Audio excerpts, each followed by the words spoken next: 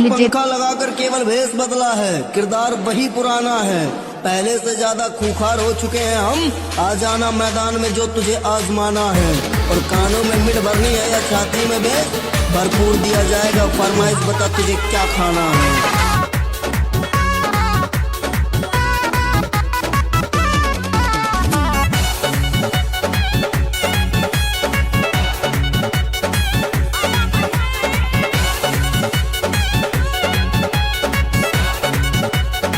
DJ Durga Nishad. ऐसे निरेख नमकना रे मेरा बदन अंगूरे, छोरा छी छोरा तू लगता है, रखना हमसे दूरी।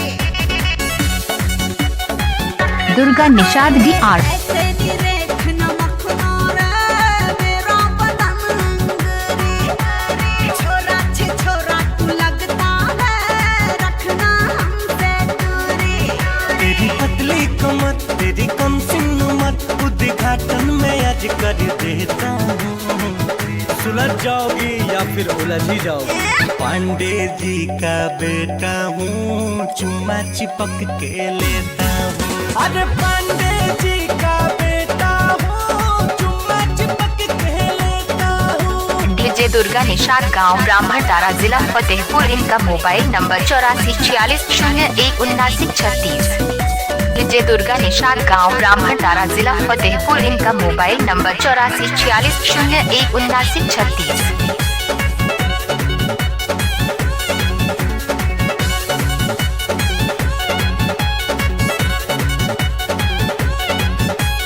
नैन तेरा नखरीला है, दिल बन बैठा है दीवाना रे।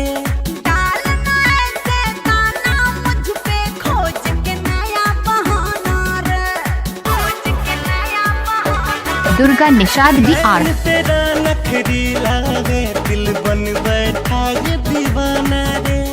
डालना ऐसे गाना मुझ पे, खोज के नया बहाना रे। मेरी बन जा लभर, तू आ जा इधर, तुझे बाहों में आज भर लेता हूँ। पांडे जी का बेटा हूँ, डीजे दुर्गा निषाद। लेता हूँ। अरे पांडे जी का बेटा हूँ, चुम्मा चिपक के लेता हूँ।